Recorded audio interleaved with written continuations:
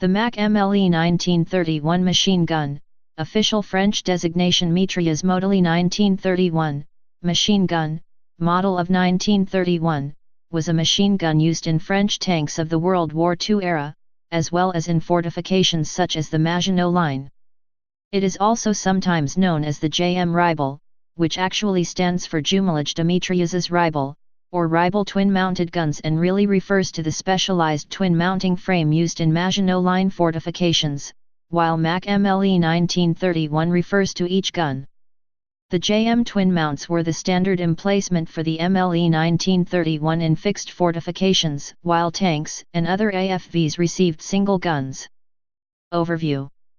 The Reibel machine gun is a gas-operated weapon chambered in the 7.5 mm Moss cartridge and was loaded with vertical, side-mounted, 150-round pan magazines.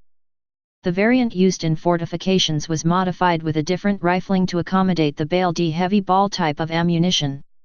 Some other guns in French service during the late 1940s were converted to ground roll, with adoption of the side-mounted 35-round box magazines and adapters for US M2 tripods. The modèle 1931 machine gun is a gas-operated weapon which fires from open bolt and in full automatic only.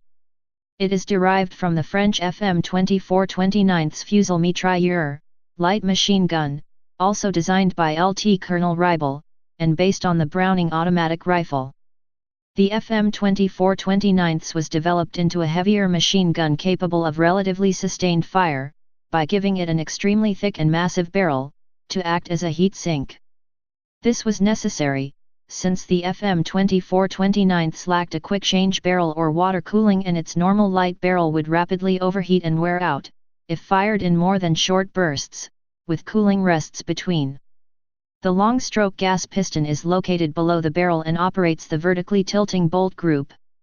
Ammunition is fed from side-mounted multi-layer 150-round pan magazines, with bullets pointing to the center of the round magazine.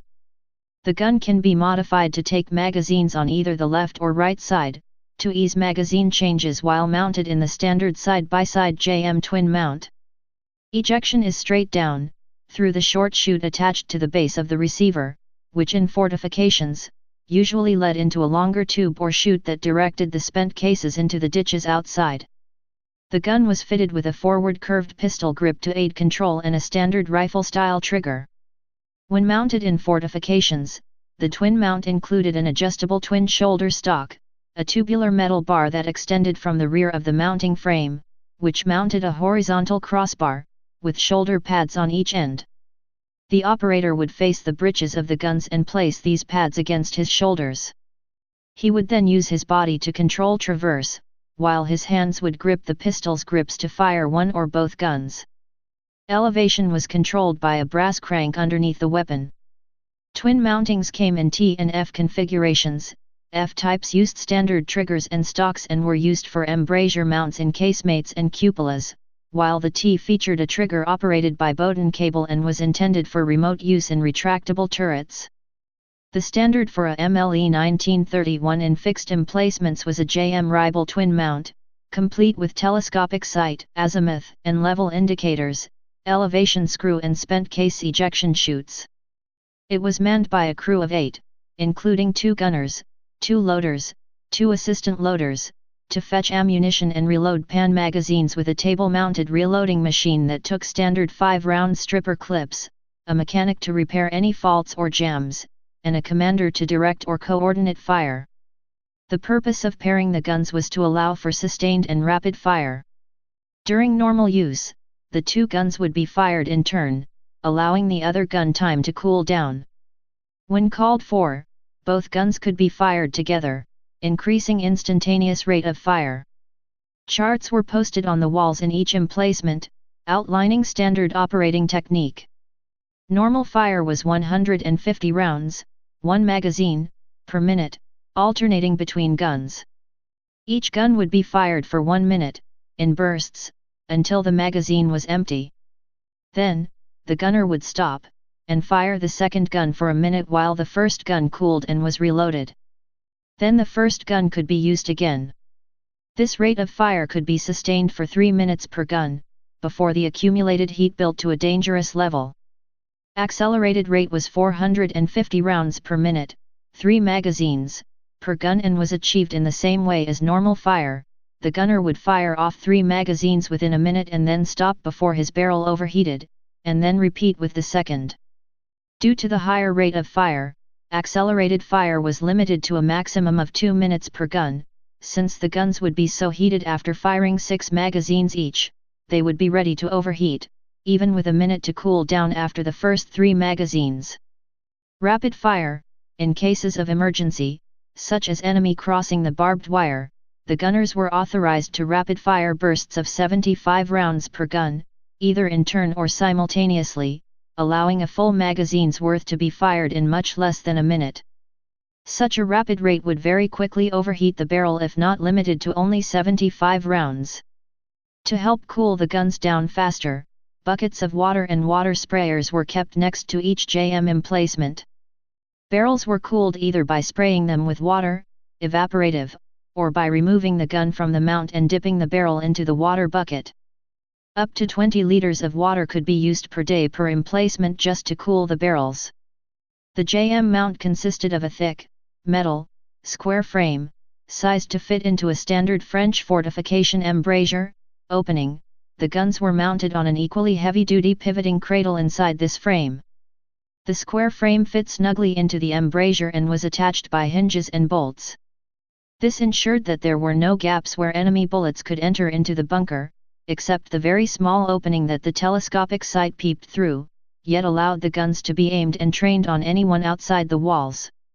Emplacements were often shared with an anti-tank gun sharing the same embrasure opening. The JM mount would be hinged back, and the anti-tank gun slid forward on its ceiling-mounted rail, until its barrel was outside and breech inside. It was surrounded by a similar square frame, which fit tightly into the embrasure. The only time the occupants of the bunker were exposed to enemy fire, was in the brief moments when switching the machine gun mounting for an artillery mount. Users: Bulgaria, used on the Hotchkiss H-35 light tank. Republic of China, used on the AMR-35 light tank. NDH, used on the Hotchkiss H-35 light tank. France, used on the AMR-33 and Renault FT light tanks. Germany, captured examples.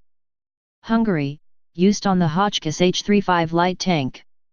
Israel, used on the Hotchkiss H-35 light tank. Italy, used on Renault R-35 light tank. Lebanon, used on Renault R-35 light tank. Poland, used on Renault R-35 light tank. Romania, used on Renault R-35 light tank. Switzerland, used on Renault R-35 light tank. Syria, used on Renault R-35 light tank. Turkey, used on Renault R-35 light tank. Yugoslavia, used on Renault R-35 light tank. Non-state groups. Chetniks, used on the Hotchkiss H-35 light tank. Yugoslav partisans, used on the Hotchkiss H-35 light tank. Viet Cong and North Vietnamese Army, used dismounted. Type machine gun. Place of origin France. Service history. Used by C users. Wars: World War II. First Indochina War. Algerian War. Production history. Designed 1931.